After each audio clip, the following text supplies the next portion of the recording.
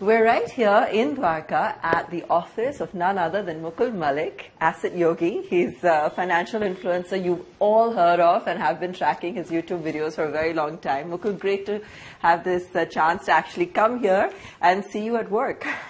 Thank you for having me and, covering our space as well. So what a journey. Tell our viewers, is this the quintessential dream that everyone imagines, the overnight success, becoming a success as an influencer, getting, enormous views, followers, and creating a living, through this profession. Did it really happen like that for you, or was it actually a lot of work behind the scenes? No, absolutely not. I mean, it was probably 8-year overnight success. Okay. Yeah, so it took about 8 years to reach here, and it did not start with just YouTube. I had my website. I started blogging initially. Okay. Wanted to share my knowledge with people. I had a couple of legal cases going on. Okay. Right, so I was investing in stocks, real estate, everywhere, but primarily in real estate initially. Okay. Right, so I had these legal cases going on, so I thought, people should not be getting into my situation. Right. Right, so that's how it started publishing content on the website, started getting traction. But then, in 2016, I realized that, Geo became big, data became very cheap.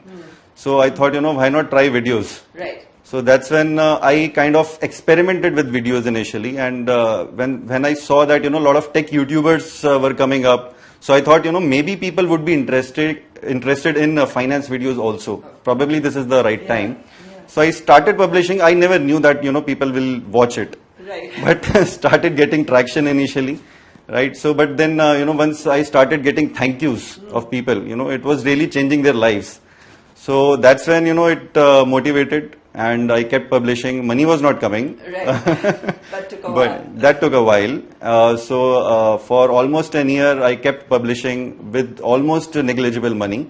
Yeah, parallelly doing stuff to make ends meet. So that's how it started. So what do you think, people were drawn to? Was it that, as you said, you were using your personal experiences, they felt they could relate to you? Was there any question around credibility or how you got your information as the videos possibly became more and more complex or detailed? Yeah, sure. Yeah. See, I mean, credibility comes from two things. One is your knowledge. I mean, if you have educational background to support it. Yes, I have done my MBA in finance. And I had, even worked in finance, in corporate finance. So that gave the credibility from the knowledge part of it. And then your experience adds to the credibility, right? Whether the opinion, whatever you are sharing, is honest. You will not be able to share the experience just based on your readings only, right? You will have to really experience it, and you can make out, whether somebody has really experienced it or whether he's just, talking about the red stuff. So that's how I think it differentiated and kind of connected with the audience also. People felt the pain. I mean, I was sharing my pain. Right. I had gone through those pains and, made losses. Then I started making profits. So, I mean, why not? I mean, every investor's journey is same. Make losses initially as a newbie. Then you start making profits eventually. Amazing. So, I think, everybody must learn finance. It should be like a language skill. True. I absolutely agree with you. So today, what are some of your thoughts when it comes, or mantras when it comes to finance, investing? You are a proponent of long-term value investing. What's the philosophy that broadly you kind of build around when it comes to your content? See, yes, I'm a proponent of long-term investing for the majority part of anybody's net worth, right? But I'm not against trading or for short-term investing. Sure. But yes, I mean, 90% of your wealth should be invested for long term. Okay. Even the biggest of traders will never invest all of their net worth, and probably use it only for trading. Okay. So they will be trading, but trading is for understanding the markets, what is happening, right? Long term basically creates wealth. Long term investing creates wealth. So, I mean, that is what I basically propose, and I cover in all my videos. And also, we not only cover just the investment part of it. I try to cover every aspect of finance that a layman should know. Right. Whether it is about loans, whether what is happening in the economy, whatever basic concepts you should know about economy and finance. So we try to cover all those concepts. And what are the questions that you get? What are people responding to the most, or what do they want to know the most? Is it just, sort of, as you said, the simple basic knowledge, or is it more detailed as to should I even get into the markets right now? What should I invest in? Yes, absolutely. All sorts of questions. Right from whether this is the right stock to buy, although we don't recommend stocks. Yes, stock market is the most sought after topic right now. Right, and maybe markets are rising, and that is when the interest is also high. Always, So, but sometimes I worry also that so many investors are coming up, and but I feel that everybody must get the education first, right, before investing too much money. Right. So, are markets the best asset class to invest in right now versus realty, Bitcoin? What's your take?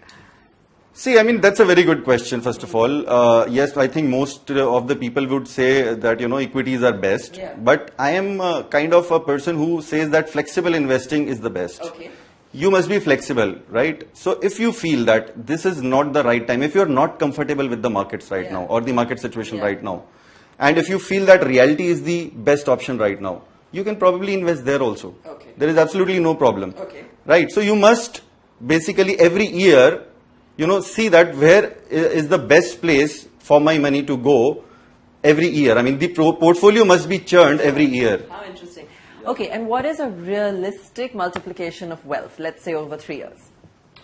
See, every year if you can multiply your wealth by 15%, right, you are in good shape, I think. 15% is a very good reasonable return that you can expect from the markets overall. And overall portfolio, if your overall portfolio is growing at say 11-12%, then also you are in good shape, which means including your real estate. Everybody will purchase at least a house, right, and maybe some other real estate investment, maybe a rental property or whatever, and then you are investing in stocks, then you are investing in gold, mutual funds. If your overall portfolio is giving you 11-12%, then you are in good shape.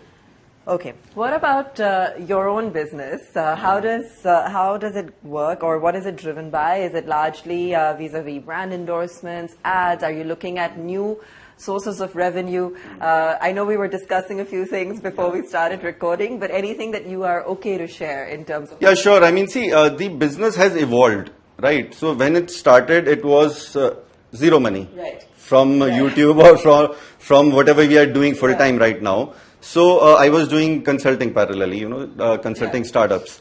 Then we started getting YouTube ads. So that became, primary source for some time. Then we started getting sponsorships. That also added up to the revenue, right? Now we are testing out with financial advisory as a pilot project. Wonderful. So testing out a couple of things and trying out to build, an app also, but that is also in stealth mode right now. Okay, well, thanks for sharing that with us. Something that everyone's going to look forward to. Any tips for some of our viewers who are probably looking to become influencers themselves, or looking to perhaps understand better how to manage the online world? Any kind of hints or tips you want to leave them with? See, I think if you are comfortable with any domain, I think you should be talking about that. Not just copy. If somebody has succeeded in something and you just try to copy, probably you will not succeed. Do it only when you are comfortable and you really like sharing that about it. So that is very, very important, and honest opinions, right? So not just just because somebody has said that, you should also say it. Right. Okay. And how many videos do you shoot in a week or in a day, or what? We are doing about 5 to 6 videos in a month right now, but would like to increase that once we have other stuff going on. But once the app is ready, then we will be probably doing it more. All right, so lots to watch out for. Mukul, thanks for joining us, and I can see with the entire team here that they're definitely prepping for a lot more content in time to come. Thanks so much for joining us.